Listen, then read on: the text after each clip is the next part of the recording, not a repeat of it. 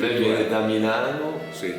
E si è trasferito in Friuli. Dove abitava a Milano? Ci racconti un po'. In via degli Omenoni, piazza della Scala, giri a sinistra, la via dove ci sono quelle cariatidi, quella via corta che poi va in piazza Belgioioso, dove c'è la casa di Manzoni. A un certo punto ha deciso di venire a vivere a Benzone. Allora, le bestioline che si acquisiscono nelle grandi capitali, bisogna tirarle via a un certo punto. L'indomani del terremoto, qua, 6 maggio del 1976, lo ricordiamo per coloro che hanno una memoria corta. Esatto. E io e mia moglie, l'indomani, la moglie attuale, ha detto, beh, che cosa facciamo? È la mia gente, venivano giù le lacrime. Perché la sua gente, maestro? Scusi, sono friulano io. Dove è nato esattamente? Io sono di Lonca di Codroipo, che è attaccata praticamente a Passadiano, la Villa Manin. Certo. Io sono nato a 500 metri fuori dalla Villa Manin. Fantastico. Sì. E vuoi che ti dica una cosa, una chicca? Certo. Quando ero bambino, e lì c'era una grande povertà, andavamo a fare il bagno nelle risorgive, un'acqua freddissima, ma i bambini, insomma, d'estate, e c'era un signore che veniva da San Martino, dove c'è stato un incidente poco tempo fa, in quella via lì, che va a San Martino. E c'era questo signore che ci guardava, che noi facevamo i tuffi da questo ponticello e lo tiravamo per la casacca, una casacca verdastro. Americano, guarda il tuffo, sai come fanno i bambini, no? E io non sapevo chi era, nessuno sapeva chi era, almeno noi bambini no. Vado a Milano e vado a casa di un amico che veniva a fare il bagno lì. E mi dice, ciao, Furlan, no? Come va? Vado un momento in toilette, mi dice, e intanto nella libreria tiro fuori un libro. Tiro fuori, che libro era? Per chi suona la campana di Ernest Hemingway. Addio le armi, sì. Sai perché? Perché lui è venuto su queste zone quando anche Monicelli ha girato la Grande Guerra. Esatto, l'ha girato qui. Certo. Ma facendo così, sai come si... vedo che è scritto e vedo una dedica a una ragazza e gli dico, Moretto, gli ho detto, ma qui c'è hai Addio le armi con la dedica di Hemingway. Cavolo, dico, Ma chi l'ha conosciuto? Mia sorella. Dava lezioni alle figlie del conte Keckler e dice, c'era lì Hemingway ospite e gli ha fatto la dedica. Fantastico. Ha conosciuto Hemingway, gli ho detto. Mamona, mi fa, l'hai conosciuto anche tu? Io no, dico, mai conosciuto. L'americano matto che sparava nel cannetto alle anatre selvatiche, chi era? Come mi ha detto così mi è venuto la fisionomia di non dirmi che era Hemingway. Sì, tu l'hai tirato per la casacca diverse volte, dice, quello lì era Hemingway. Pensa a te che la vita com'è.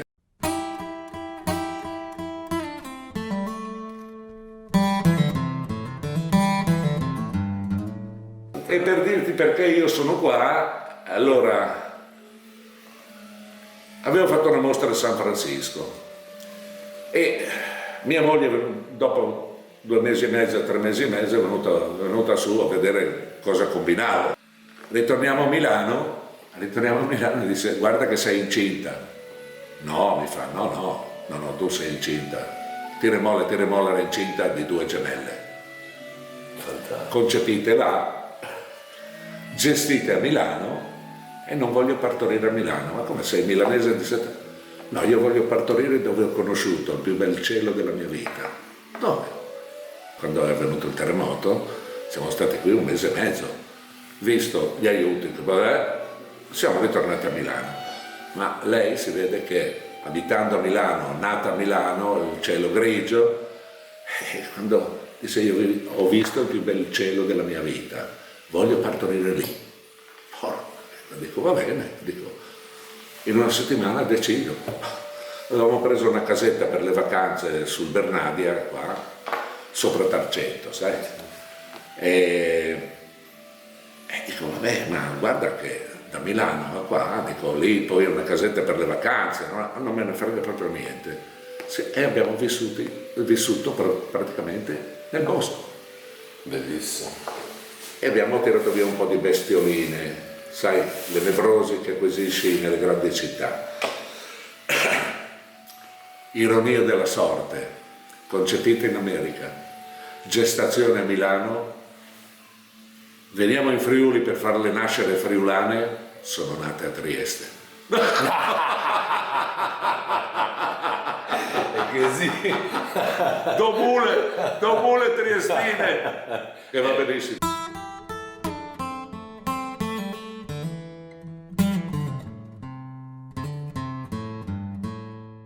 I friulani sono un potenziale artistico non indifferente, credimi, e loro non lo sanno.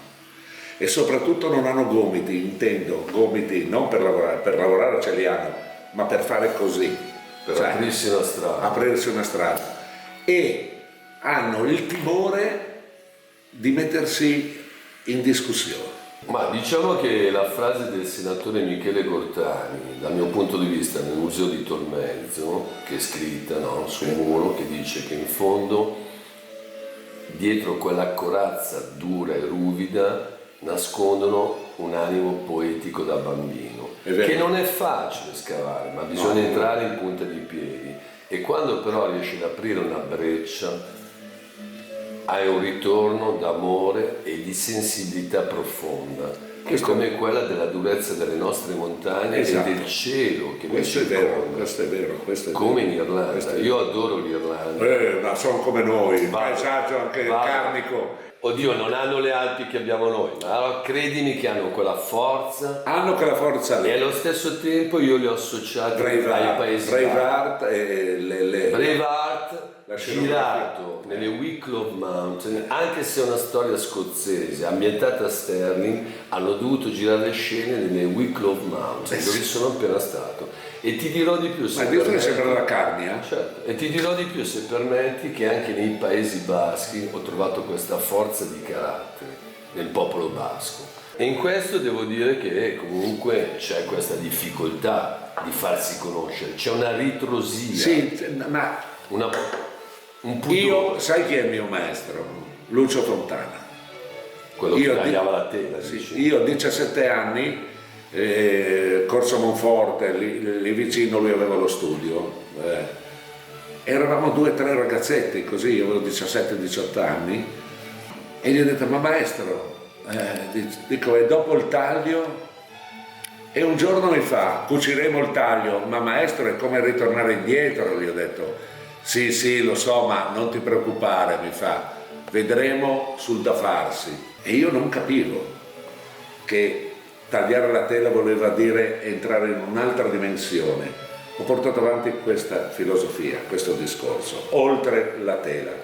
Infatti molte mostre che ho fatto le intitolavo Oltre la tela, al di là, fuori dal pianeta, perché sul pianeta i nostri avi, i nostri grandi avi, hanno praticamente esaurito tutto, hanno fatto delle cose. Io ho riprodotto l'ultima cena a Milano per i mondiali 90 e poi mi sono vergognato anche, perché quando ho capito che cosa c'era in quello che non si vedeva nell'ultima cena, ho detto ma questa è una cosa, ma io mi vergogno, però mi ha dato la spinta per uscire dal pianeta, che con Fontana non avevo capito la filosofia di Fontana.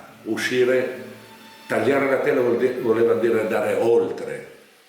Straordinaria l'intuizione di Fontana, no? Avrei potuto avere 5-6 Fontana, e siccome sono friulano mi dice ti piace? Dai, te lo firmo, portalo a casa, dai. Ma no, mi sembrava di disturbare, ecco il friulano. Eccolo lì. Dai. Quel pudore di non approfittare. Quel pudore, esatto. Di accontentarsi di un tic di cartofalo e ciuccia. Sì, ecco, sì, i cartofoli, basta che es, no? La semplicità che anche Gandhi ha sempre sostenuto, che le cose belle stanno, e la forza non semplici. sta nei muscoli, Ma sta nel cuore. Difatti gli orientali, guarda, sai cosa dicono? Pensa e segnano qui. Noi diciamo, occidentali diciamo pensa e segniamo il cervello, gli orientali dicono pensa e segnano il cuore. Il cuore. Hai capito la differenza tra occidentali e orientali?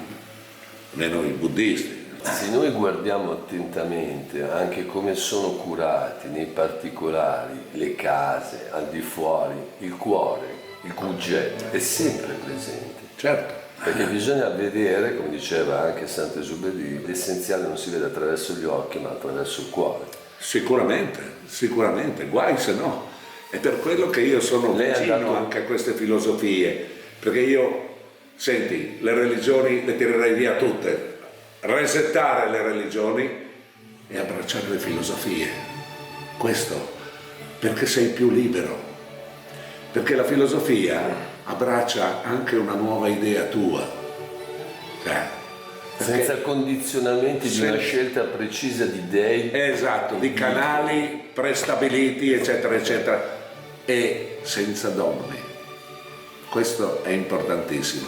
Quindi io abbraccio le filosofie, non abbraccio le religioni, perché le religioni sono sempre state nemiche della società, nemiche del popolo,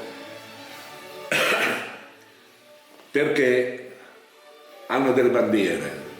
Le bandiere presuppongono dei confini, i confini dividono gli uomini, mentre invece noi siamo cittadini del mondo, del nostro pianeta e forse dell'universo.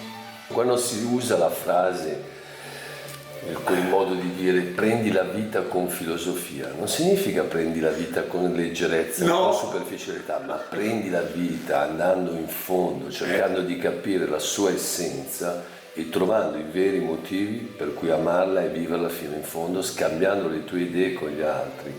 Dopo aver vagato nel pianeta, o virtualmente se vogliamo, no? Perché ne conosco solo una parte del pianeta, sono presente in 3 continenti. Comunque. Ci sarebbero quali? Esattamente? Europa, Africa, perché ho fatto mostre anche a Dakar, America. Ha sempre varcato quella frontiera che Ryszard Kapuscinski, che è stato un giornalista polacco, ha saputo raccontare come attraverso le storie di Erodoto. Infatti un suo libro che io porto sempre con me, Viaggio con Erodoto, ti fa capire quella che era la curiosità per far sì di entrare dentro all'anima di qualsiasi popolo e per condividere insieme quella che è la nostra esistenza. Tu puoi entrare nell'anima di qualsiasi popolo se sei prima entrato nella tua anima. Conoscendo te stesso all'interno, hai trovato il tuo tempio e il tuo tempio rappresenta l'universo. L'universo. Certo. E noi siamo cittadini dell'universo. Ecco perché a un certo punto sono uscito dal pianeta e ho incominciato a vagare nello spazio cercando delle intuizioni, perché si può viaggiare nello spazio senza il mezzo meccanico che ci porta. Comunque grazie a questi circuiti stampati abbiamo conquistato una parte di spazio che è al di fuori del nostro pianeta, no? Infatti io questi droidi, li chiamo droidi, questi droidi non sono nient'altro che un recupero, sarebbero diventate diossina perché vengono buttati via o vengono trasformati, ma trasformandoli diventa diossina tutto quello che sprigionano. Io ho cercato di farle diventare arte, nei limiti del mio possibile. E queste sono memorie artificiali. Io tratto le memorie d'infanzia, era un albero, un gelso, che è quello che ci ha dato da mangiare. In passato, quando io ero bambino, avevamo i bachi da seta e ci voleva il gelso per i bachi da seta, quindi è l'albero sacro dei friulani, il gelso. Ho incominciato con questa memoria, il morar, no? Dopodiché, pensando, ho detto, ma ci sono altre memorie ancestrali, genetiche, già i templari parlavano di memoria di sangue, attenzione, e adesso per me il DNA non è un problema, sapevano già. Certo. Quindi tratto le memorie fino ad arrivare alle memorie cosmiche. Le memorie cosmiche le puoi andare a carpire solamente se viaggi a velocità molto più di quella della luce. Qual è? Non oso rispondere, aspetto la sua... Ma lo sai, quello del pensiero. Posso entrare a livello di pensiero, posso entrare in un buco nero e uscire e in tempo quasi reale essere di nuovo qua. Quello è la mia ricerca nell'arte. Maestro, posso interromperla? Mi sovviene dopo questa sua frase di aver letto un libro di Jack London che mi ha estremamente colpito, che è Il vagabondo delle stelle. Lui, non so se lei l'ha letto, no, ma lui proprio in una condizione, incarcerato così, legato, impossibilitato di muovere il suo corpo, lui ha attraversato la storia come personaggio nelle varie epoche. E questo attraverso quello che lei ha appena detto, il pensiero, l'immaginazione, la mente che viaggia, come a Saigari ha saputo descrivere luoghi che non ha visitato e che rimangono attualmente comunque affascinanti. Sai che mi fa venire in mente? Lo stesso, un altro personaggio, Cagliostro. Cagliostro era imprigionato ma lui usciva.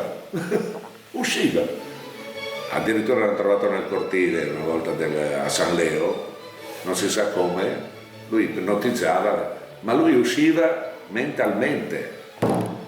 Quindi mi ricorda questo... Io recentemente sono stato a Domodossola per lavoro e poi in realtà ho scoperto che anche Domodossola, che è stata una repubblica partigiana che si è liberata prima della liberazione del 45, una frase su un muro che dice: potrete uccidere, potrete torturare il mio corpo, ma non avrete mai la mia anima, il mio pensiero. No. Questa è una cosa fondamentale. È impalpabile, cioè è inafferrabile. È inafferrabile. Come io dico che la musica è il collante di tutte le arti. Al di sopra di tutte le arti è la musica, perché è la più astratta, inafferrabile, come l'amore. Tu puoi spiegare l'amore senza rovinarlo? Se spieghi l'amore lo materializzi e quindi l'hai rovinato. Non si può spiegare l'amore, eppure tutti sentiamo che cos'è. E lì dobbiamo chiedercelo, Ma sono tanti i misteri della vita, d'altronde sarebbe troppo semplice riuscire a risolverli. Ognuno di noi Scaviamo dentro di noi. Certo. E troveremo forse qualche verità. È il primo passo da fare, è quello. Sì. E poi bisogna avere il coraggio di dire: tutte le mie ricerche erano sbagliate e adesso, un minuto prima di morire, ricomincio da capo. Grandissimo. Ti do da bere. Ok, allora. Vuoi bere? Sì. La ringrazio, maestro, caro Renzo. Per me è stato veramente un incontro straordinario, mi ha arricchito e ti auguro ogni bene. Tu mi hai arricchito. Perché mi hai stimolato a dire qualche cosa, non so se sono cazzate, però oltre a una grande simpatia, salute e alla tua, alla vita, alla vita. Noi, Vive la vita, vive la vita e viva ancora la carne al Friuli. Sicuramente, li adoro, è la mia mamma. Il Friuli, carne per me, perché sono chiarnieri. No, tu ti accares Furlan, per me tu sei Furlan o tu sei Chiarniel o io sono Chiarniel, non può arte, se sono dalla bassa friulana, ma va bene lo stesso. Viva la nostra terra, viva la terra nel suo complesso e viva il cosmo.